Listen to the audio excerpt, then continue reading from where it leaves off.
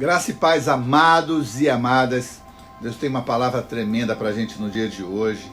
Provérbios de número 14 chama a atenção hoje para a gente, para dois fatos, para dois tipos de mulher que existem nas casas.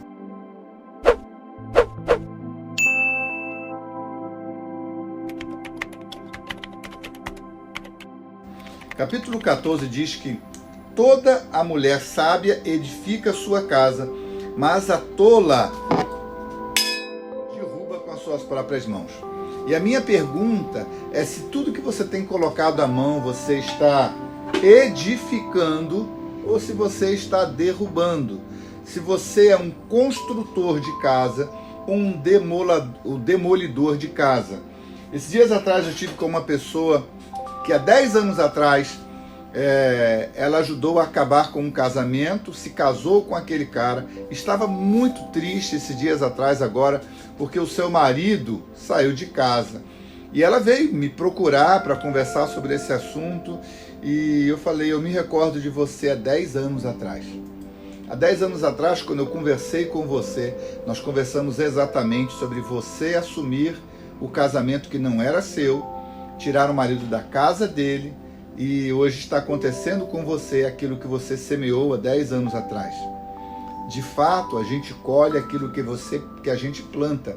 Então, existem pessoas que são demolidores e outros que são construtores. O texto sagrado aqui, então, Salomão fala para a gente sobre como construir ou como demolir. A escolha é sua. E aqui existem ferramentas de construção ou ferramentas que o diabo usa para demolição. Primeira ferramenta, a sinceridade. O que é ser sincero? É ser sem máscara. É viver no temor do Senhor. É viver aquilo que você é. Há pessoas que a gente precisa ter os olhos extremamente voltados, e eu queria dizer isso para você que está para se casar. Pegue uma lupa e coloque sobre a pessoa que você vai se casar. Depois você joga a lupa fora e seja cega. É exatamente isso. Antes do casamento, é hora de conhecer a pessoa com a qual nós vamos nos relacionar. E essa é uma ferramenta extremamente importante. Primeira ferramenta é a sinceridade. A segunda ferramenta aqui para a gente edificar uma casa é o temor do Senhor. Temor do Senhor, sobretudo com relação a menorá, é a coroa da menorá.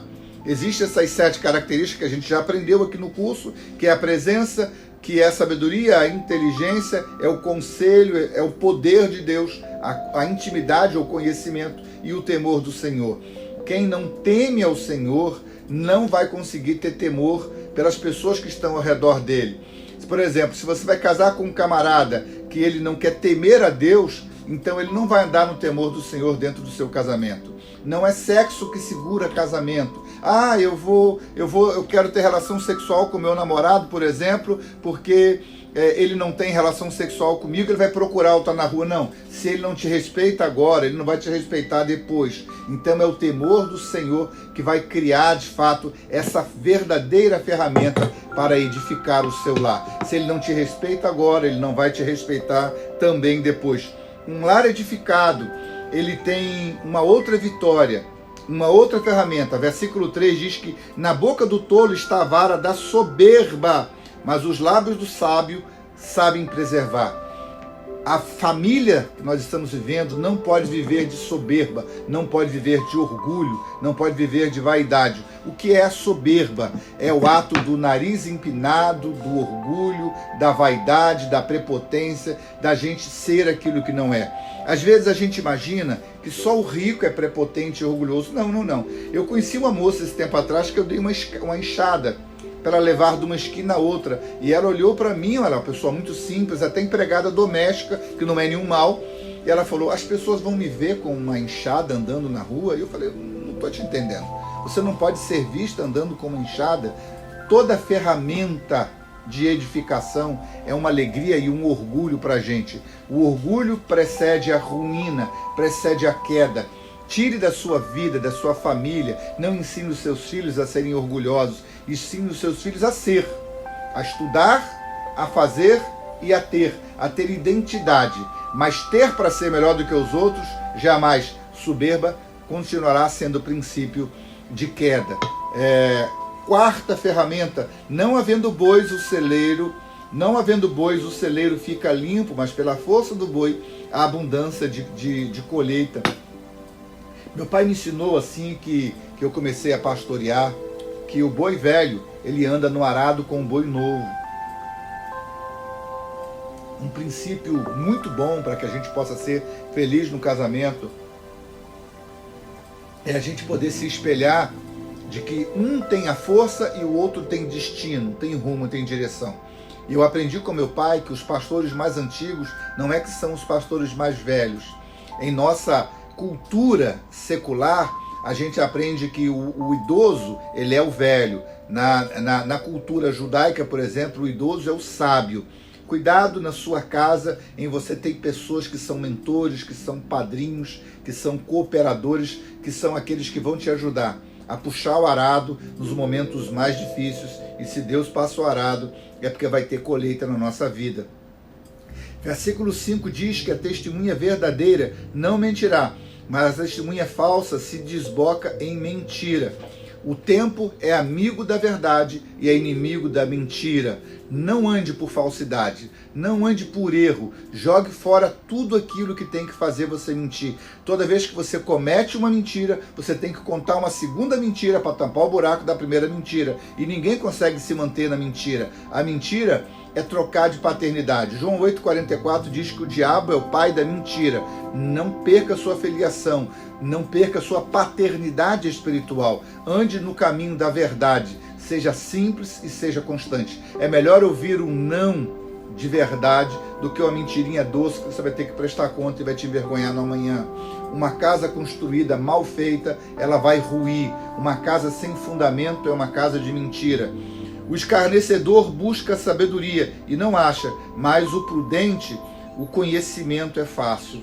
Conhecer não é para qualquer pessoa. Olha, quem se dá a conhecer é aquele que se deixa ser limpo, é aquele que se deixa ser restaurado. Quem se dá a conhecer é aquela pessoa que abre o seu coração, que tem o sorriso aberto, o braço aberto, o coração aberto, os olhos abertos e está aberto a ser limpo, renovado e restaurado. Você se deixa ser consertado, você se deixa ser polida ou polido. Uma casa bonita é uma casa que passa por restauração e por reforma. Às vezes o construtor vai ter que bater, lixar, raspar e remodelar. Isso, de fato, é você passar pelo processo de ser revelado o que precisa ser mudado e moldado na sua vida. Vai-te à presença do homem insensato e nele não divisarás os lábios. Cuidado com o silêncio. Existem pessoas na nossa casa que nós não podemos contar toda a verdade. Há fórmulas e há segredos que vão nos fazer ir adiante. Por exemplo, uma grande indústria que tem um excelente produto, uma excelente receita, ela sabe a hora de guardar os seus segredos. Nem sempre a boca aberta vai fazer você chegar a alguns lugares. Há segredos que são franqueados para você e somente para você e para sua família. Não conte toda a verdade para pessoas que não merecem. Aliás, bem-aventurado o varão que não anda segundo o conselho dos ímpios. Cuidado com as pessoas com as quais você abre o seu coração e conta as suas verdades. A sabedoria do prudente é entender o seu caminho, mas a vergonha dos tolos é enganar. Quem anda por rumo, anda por destino.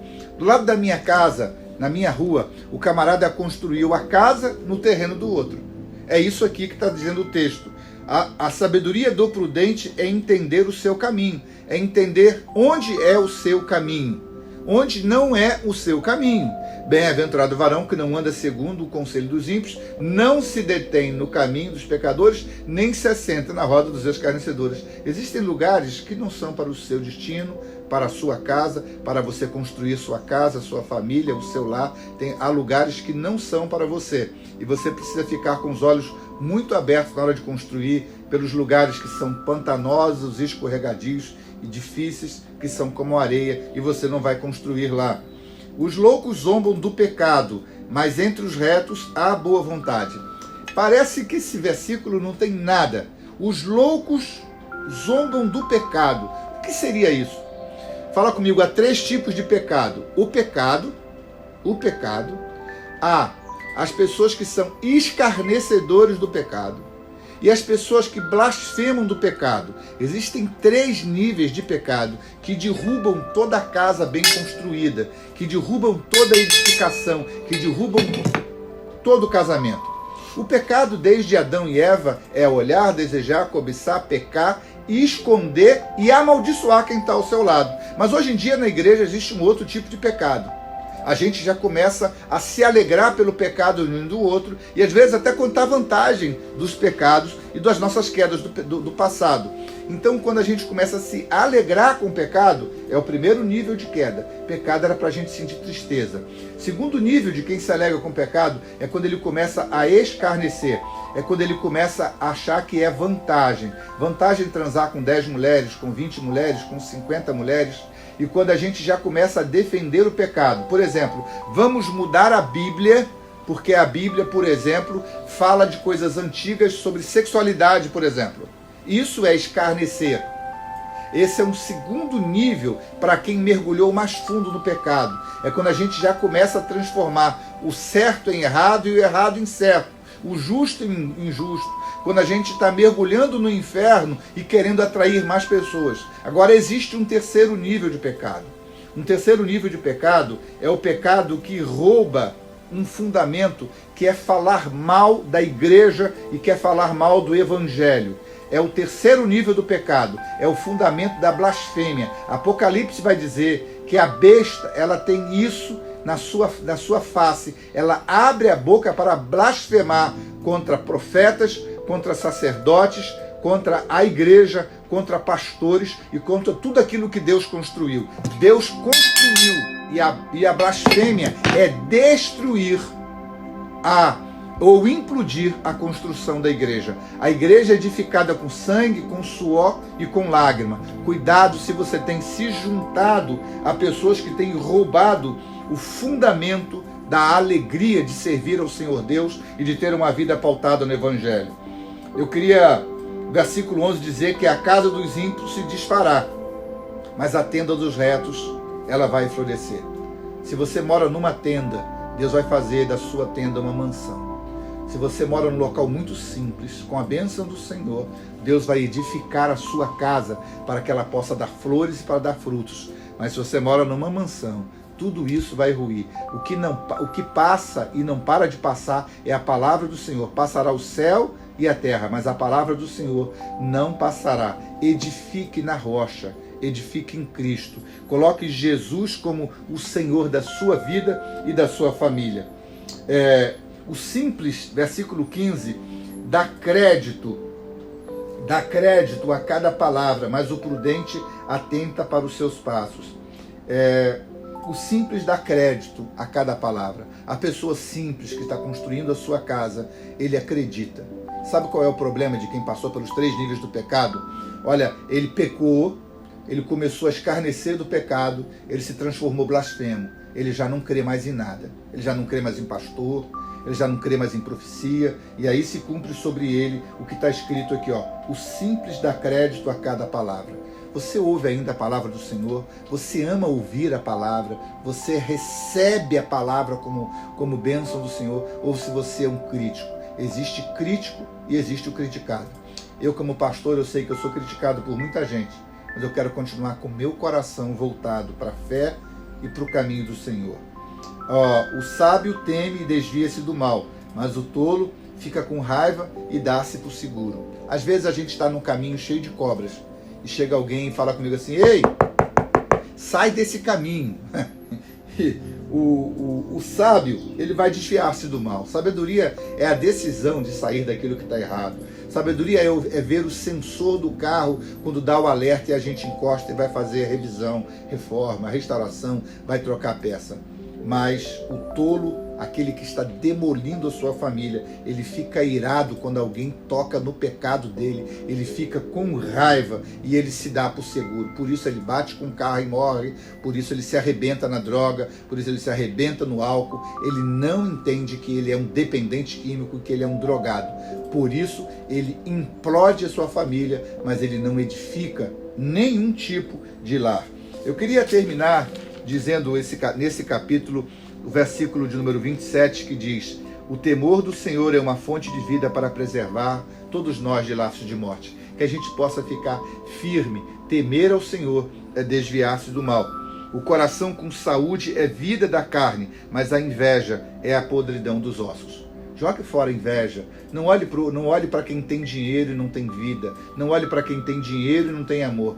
O primeiro pecado da terra foi quando Adão e Eva tiveram os filhos, né, que foi Caim e Abel. Abel fez uma boa oferta, mas Caim invejou a oferta do seu irmão. Dê o seu melhor. Não procure invejar aquilo que alguém está fazendo ao redor. Se alguém faz alguma coisa melhor do que você, olhe para quem está fazendo certo e construa com o mesmo modelo, mas não tenha inveja. Não tenha inveja de quem tem dinheiro, mas descubra o caminho que ele andou para chegar ao sucesso. Que o Senhor te abençoe.